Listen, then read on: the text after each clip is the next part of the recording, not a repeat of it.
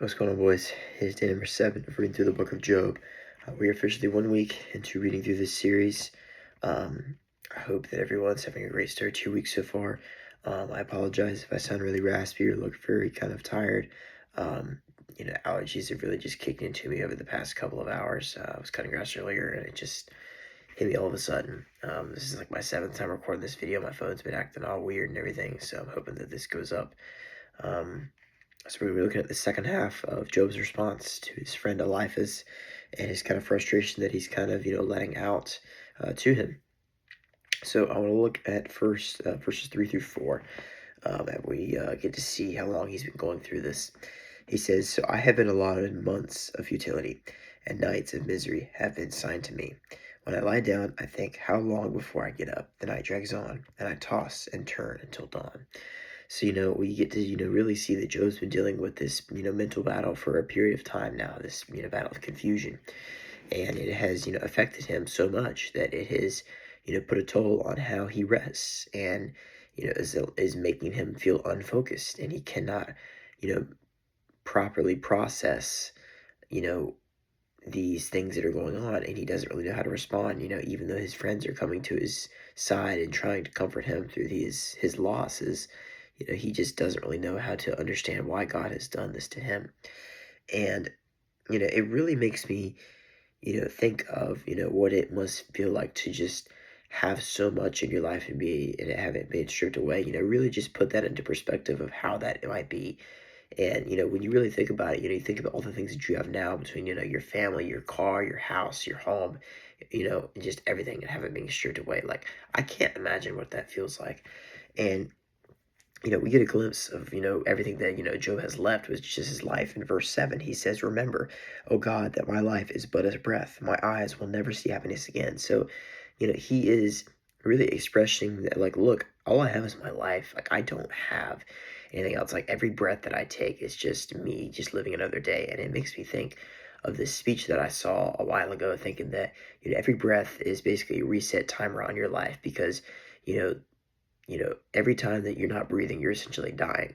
And when you breathe in, you're resetting that timer because, your breathing is what keeps you alive. You keep that oxygen in to, enrich your blood supply and keep you going and functioning every day. And when you don't breathe, you suffocate and you eventually die. And so, you think that he's like, look, this breathing is all that I have. I don't have anything else to, keep me going. It's just breathing. And it may sound kind of, simple and, pretty basic, but it's like, what else does he have? He doesn't really have the necessary, you know, essentials to go throughout his life. He doesn't have, his family. He doesn't have his property. He doesn't have his animals. He doesn't have anything.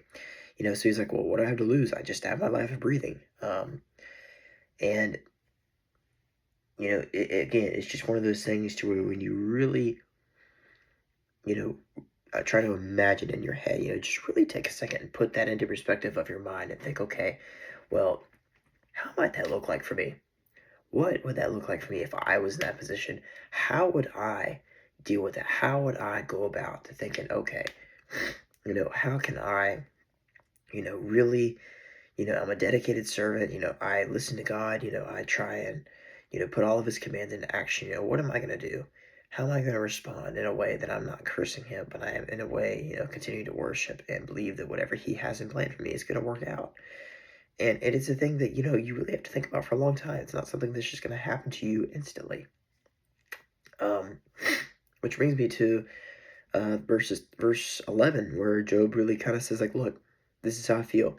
He says, "Therefore, I will not keep quiet. I will speak out in anguish of my spirit. I will complain in the bitterness of my soul." So he's like, you know what? He's like, I'm just going to speak out how I feel. Like, what else do I have to lose? I don't have anything. I don't have anything. I mean, I'm confused. I'm angry. Like, I don't know what to do. And, it's just, it's so sort of just a process to manage or to really understand as an outsider looking in, as a reader. You're trying to think, well, Job, just do this, just do this. But it's like, in this time, these times are different. And, you know, again, it goes back to imagining how he feels, how he must feel after being, stripped of everything. Yes, you can imagine that, he's, very angry that, maybe it's something that he's done that's, caused this to happen. But, maybe it's because he's that loyal of a servant to where God's like, well, you know, he's that loyal. So, even if I take everything away from him, or if he has everything, he'll obey me. And Job's like, yeah, but like, I'll obey you, but I, it's hard. It's hard to obey you when I don't have any sources to work off. I don't have anything to, I don't have any people to, enrich. I don't have my family with me to motivate. I don't have anything. So like, how am I supposed to do it? Keep going. Like, yes, I believe in you, but like, I don't have anything to work with. I don't know what next step to take. Like, you always tell me, keep looking forward, love yourself as you love others. It's just like, I don't know another step to take. Like, it's just, what am I going to do here? And, this really, sets up a choir of a finisher that he leaves at the end of verse 20. Here, hang on a second. I gotta sneeze.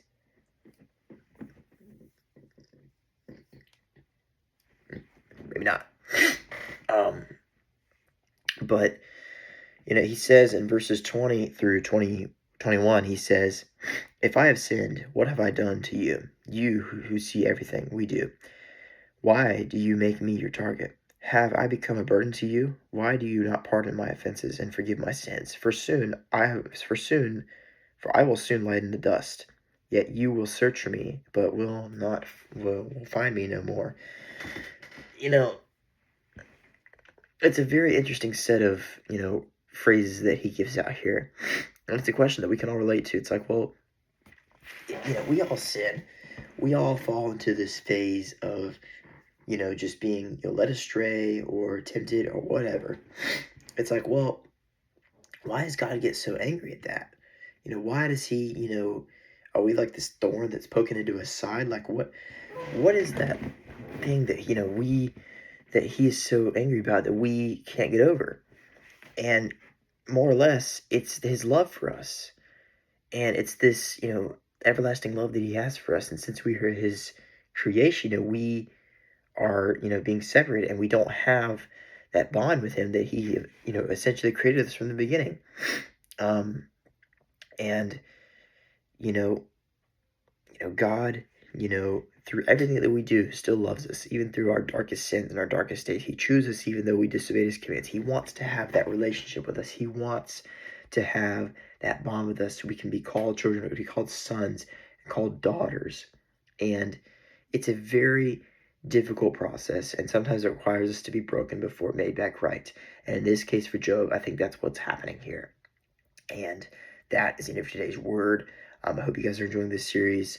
I am glad this video went through. I hope you guys have a great week. I'm going to try and go clear out my sinuses and try and get ready to go to bed. I hope to see you guys very soon. Peace out, boys.